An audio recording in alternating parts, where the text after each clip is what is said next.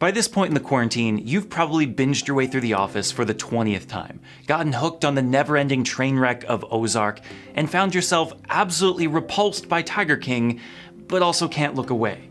You stuck with the familiar, the sensational, and the outright bizarre, and that was a fun escape for a while. But now you're looking for something a bit deeper. Maybe something that will make you think, something that will move your heart, something that will turn your world upside down with beauty and wonder. In other words, maybe what you're looking for now is a film about faith. But I don't mean poorly acted, low-budget films that are just sermons put to actions meant to overwhelm you with sentimentality.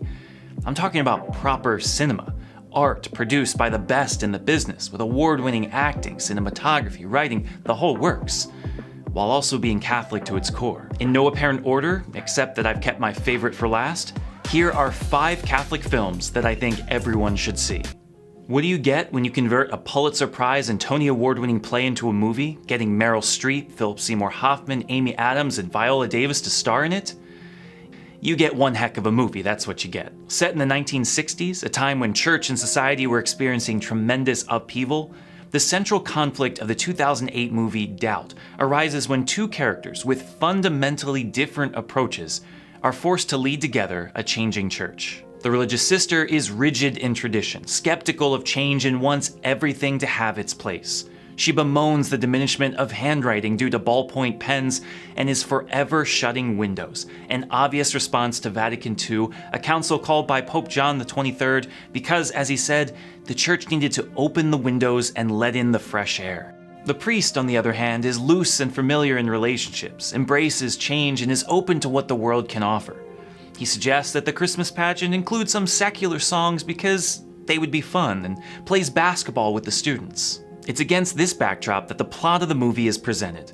A young boy is caught leaving the rectory with the smell of alcohol on his breath.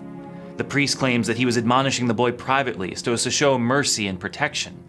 The sister definitively accuses him of abuse. Neither have evidence to prove their cases, and so a battle is waged. You haven't the slightest proof of anything. But I have my certainty.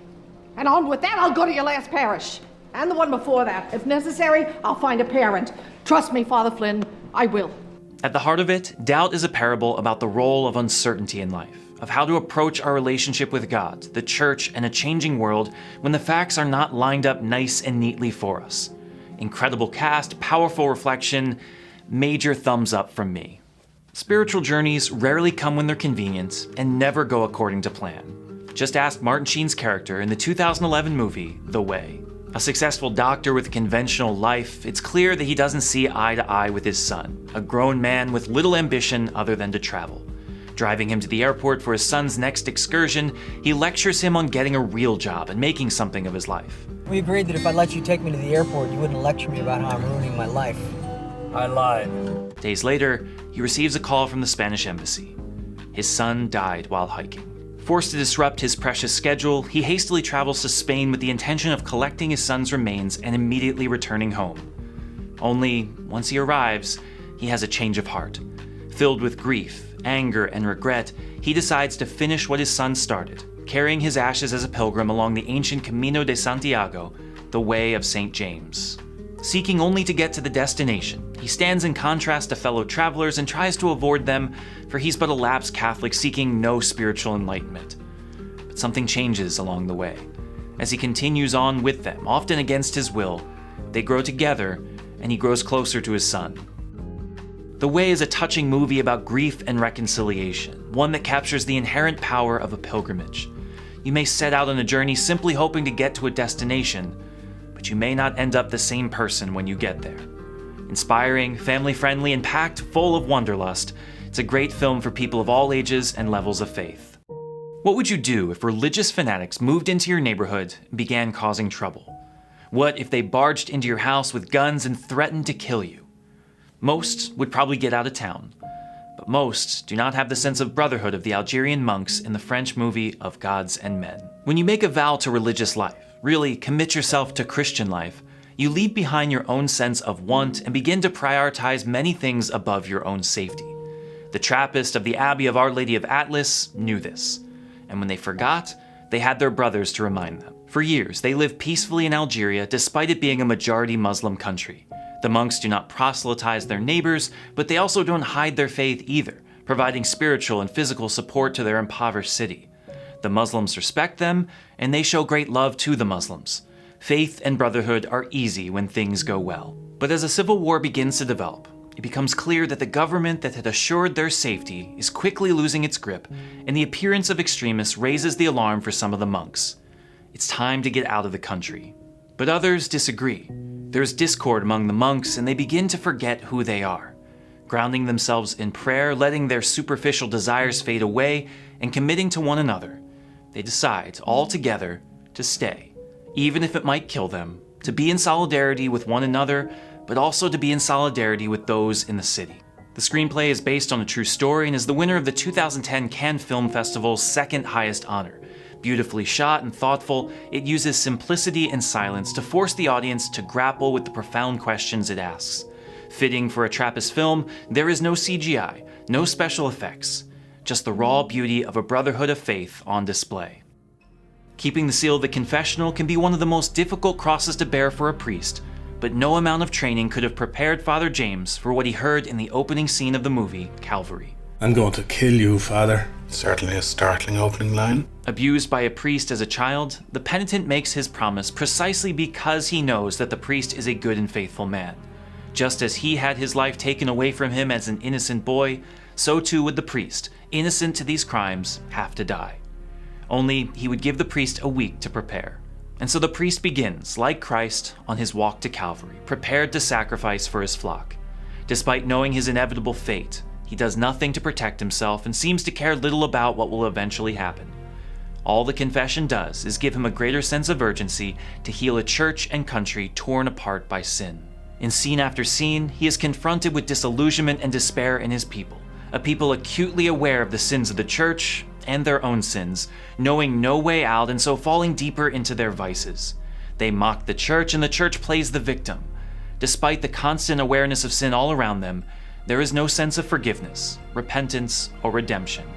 Hope seems lost. But Father James is a good priest, and the people recognize it. It bothers them because it highlights their own sins, but he's not there to judge. Frequenting bars and shops, congregating with criminals and unrepentant hedonists, he preaches a steady message. I think there's too much talk about sins, to be honest. Not enough talk about virtues. Despite being outright gut-wrenching on multiple levels, it's refreshing to see a priest in modern cinema portrayed in such a positive light. He is humble, contrite, forgiving, and deeply committed to the mission of Christ, bringing hope even to tragedy with dark humor. For me, it is a requirement for anyone who wants to become a priest, although I'm not sure if it's the sort of movie I'll ever watch a second time. Which brings us to the final movie of the bunch, and let me tell you, it's my favorite. Not only my favorite Catholic movie, it may very well be my favorite movie of all time. Imagine this: Robert De Niro, Jeremy Irons, Liam Neeson. One part action thriller, one part story of conversion, one part journey into the mystery of an ancient world. Add in some awe-inspiring views of nature a la Planet Earth, award-winning cinematography, and a soundtrack by Ennio Morricone that will simultaneously fill you with inspiration and sadness, and what you get is the 1986 British film, winner of the Cannes Film Festival's highest honor, The Mission. Set in 1750s South America, the movie tells the real-life struggle of Jesuit missionaries building settlements in rural jungles, making first contact with a skeptical, dangerous tribe. Without the language to communicate, the first missionary uses his oboe to draw the people out with beauty and awe, eventually befriending them after much patience. And as if this weren't heroic and impossible enough, the Jesuits must compete with the Portuguese and Spanish empires, who have their own interest in the people, namely to enslave them and steal their land. And what do they run from? They run from us. That is, they run from slavery. Slavery rubbish. It is well known. Rubbish! Spanish Your Eminence. slave trade. Your Eminence! Rubbish! Rubbish! Hope is given to the mission when one of the mercenaries, after one of the most poignant portrayals of conversion and forgiveness, becomes a Jesuit seeking to protect people he once terrorized. Unfortunately, he's alone in his conversion, and the Jesuits find themselves with a dilemma. Up against two powerful nations that threaten to expel the priests from their countries, they must choose between abandoning their people, defending them with arms, or dying alongside them in peace. Honestly, it's hard to say what specifically I love so much about this movie. The aesthetic is obviously breathtaking, and I could listen to that soundtrack on repeat for hours. But there's something about the simplicity of the missionary attitude that speaks to my heart. It's the sort of feeling that I get when watching Into the Wilds, only instead of a pretentious know-it-all who doesn't know how to love or to be vulnerable, we get Christ-centered men who are willing to travel halfway around the world on ships and on foot to a country barely on the map to announce Jesus Christ to people who have never heard his name. I sit here today having absolutely no interest in becoming a missionary. And yet, there's something about this movie that tells me that that's all I want. To get rid of everything but a small bag of possessions, to live off the land, to make everything I do about the glory of God and the evangelization of peoples. I find myself sitting in awe of what our ancestors in faith did before us, the great lengths that they went to spread the gospel, and it makes me want to do something heroic as well. Why don't I have that sort of missionary zeal right here and now? Why don't I go to people in my own area and give my life for them? There's nostalgia for the past, sure, but what's to stop us from reaching the frontier of our own day? I tell you, if you watch one movie on this list, watch The Mission. It will change your life. But you know what? Maybe they won't. These movies spoke to me, but as you can see, they're all of a particular style. There are no saint movies on this list, no biblical recreations, nothing before the 1980s. There are definitely some good ones out there, and maybe that's what's touched you in a profound way. I hope you liked this list and find fruit in it, but before you go, leave a comment with your favorite Catholic movies and what you like about them.